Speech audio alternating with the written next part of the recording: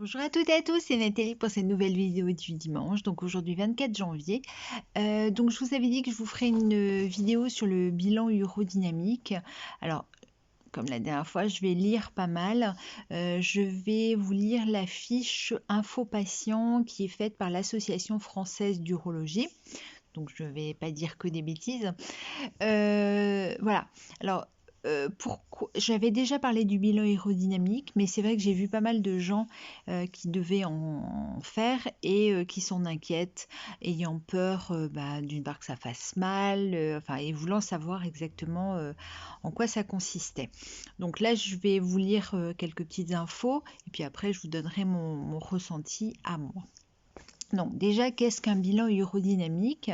Donc c'est un examen qui enregistre des volumes, des pressions, des débits et éventuellement des activités électriques des muscles du périnée. Voilà, et qui permet de mieux comprendre le fonctionnement de votre vessie et de votre sphincter. Voilà, donc ça c'est qu'est-ce que c'est? Pourquoi cet examen? Donc le bilan aérodynamique n'est pas un examen de routine. Il est demandé lorsque l'examen clinique et des examens simples comme l'échographie, la radiographie ou biologique n'ont pas permis de comprendre l'anomalie de fonctionnement de votre vessie. Donc il est demandé notamment soit avant d'être opéré d'une incontinence urinaire ou en cas d'échec d'un traitement antérieur pour analyser les défauts complexes de fonctionnement de la vessie ou pour faire le bilan d'anomalie de la commande nerveuse de la vessie et du sphincter urinaire. Alors, comment se passe l'examen? Donc ça, c'est... alors, excusez-moi, il y a des variations de lumière, mais j'y suis pour rien. Alors, peut-être parce qu'il y a la fenêtre derrière, mais j'ai pas envie de bouger, j'ai la flemme. Alors, comment se passe l'examen? L'examen est réalisé donc en ambulatoire. Il est inutile d'être à jeun. Tant mieux, parce que la dernière fois, moi, il était 19h quand je l'ai fait. Le bilan urodynamique ne pouvant être pratiqué en cas d'infection urinaire non traitée, donc votre médecin vous demande une semaine avant de faire une analyse d'urine. Et donc, s'il y a une infection urinaire, on vous donne un antibiotique. Comme ça, au moins, vous êtes protégé quand vous faites l'examen. Ou alors, en fonction, ça peut être reporté aussi. Voilà. Donc, vous devez signaler, oui, la liste des médicaments que vous prenez, ça c'est important de toute façon, bon, ça vous le savez. Donc comment se déroule l'examen? Donc d'abord il y a un interrogatoire sur votre passé médical. Donc d'abord on va faire la débimétrie. Donc vous urinez dans des toilettes spéciales, vous verrez pour ceux qui ne connaissent pas, qui enregistrent la puissance de votre jet et le volume uriné. Donc, il faut uriner comme d'habitude, de toute façon, il faut se détendre, il n'y a pas de pression à se mettre ou quoi que ce soit.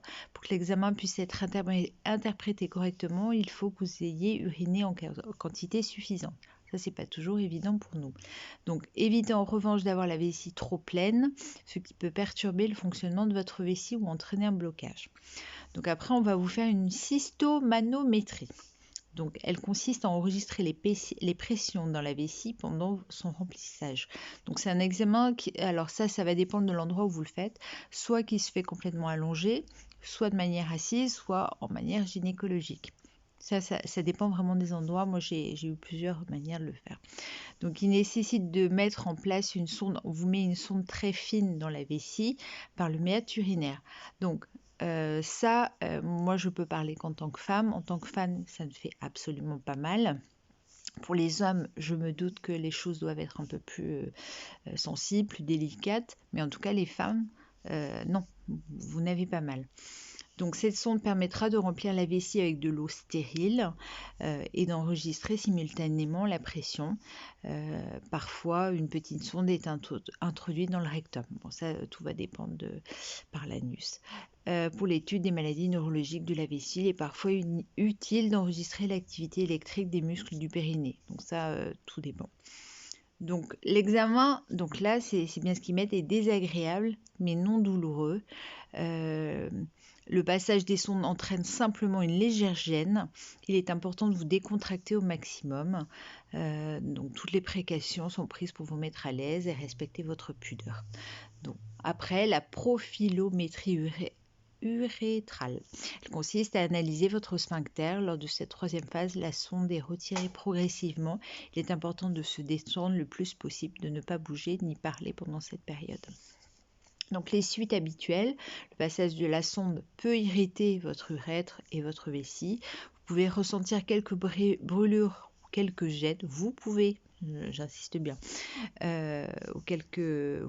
quand vous urinez le jour même et le lendemain de l'examen, il faut penser à boire abondamment pendant cette période. Voilà, donc je vous ai dépeint le tableau. Maintenant, pour vous dire, moi personnellement, c'est vrai que moi, ce qui me gêne le plus, en fait, c'est au niveau de la pudeur, on va dire. Mais il faut savoir que la personne que vous avez en face, en règle générale, est une infirmière qui a l'habitude de faire ce genre d'examen. Donc moi, maintenant, ça fait, je crois que mon premier bilan urodynamique, c'était il y a... je sais pas, 25 ans au moins. À l'époque, oui, j'en ai pas large, je vous avoue, surtout qu'on n'avait aucune info là-dessus. Maintenant, j'arrive à me faire ma bulle et me mettre... et puis bon, j'ai eu 3 accouchements, donc ça aussi fait que... mais j'arrive à me mettre dans ma bulle et me dire que de toute façon, en face de moi, j'ai une personne qui a l'habitude. Et voilà. Donc, je le redis bien, ils disent qu'il peut y avoir une gêne, tout ça, mais ce n'est pas douloureux. Ça c'est vraiment... il faut que vous soyez détendu. De toute façon, alors il y a un moment où oui, on vous dit qu'il ne faut pas parler, mais sinon, pendant l'examen, vous pourrez parler avec l'infirmière ou la personne qui va vous le faire. Voilà, donc soyez cool, dites-vous bien que c'est pour vous. C'est justement, moi, on a... avant, quand les bilans aérodynamiques, excusez-moi, on les faisait et que je n'avais pas à ce moment-là les injections de toxines botuliques dans la vessie, en fait, on avait constaté que j'avais une vessie qui était minuscule, c'est-à-dire qu'à 30 cc, il y avait fuite. Donc 30 cc, croyez-moi, c'est très très peu. Et puis là, j'ai bien constaté que il y avait à nouveau un bouleversement parce que c'est vrai que avec les bilans, avec les injections de toxines, on était monté à 300 cc, ce qui était top. Et là, je suis redescendue à 150. Mais c'est toujours mieux que ce ne l'a été. Voilà. Donc tout ça pour vous dire que le bilan aérodynamique, surtout, il ne faut pas l'appréhender, ça c'est super important. C'est un mauvais moment entre guillemets à passer parce que oui, je vous dis, c'est vraiment au niveau de la pudeur, ça c'est certain. Mais vous n'aurez pas mal et au moins ça permettra vraiment à l'urologue qui va après tout analyser. De voir un petit peu l'état de votre vessie et ce qu'il en est, pourquoi il y a des fuites, pourquoi quoi qu'est-ce, et puis peut-être que vous avez, comme moi j'ai pu l'avoir, une toute petite vessie, et puis voilà, enfin bref, ça peut vous donner plein d'indications. Voilà. Écoutez, j'espère que vous allez bien, comme toujours.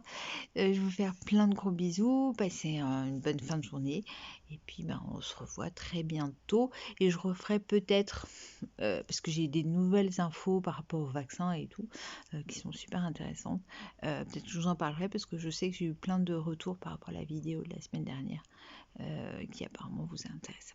Voilà, gros bisous, à bientôt.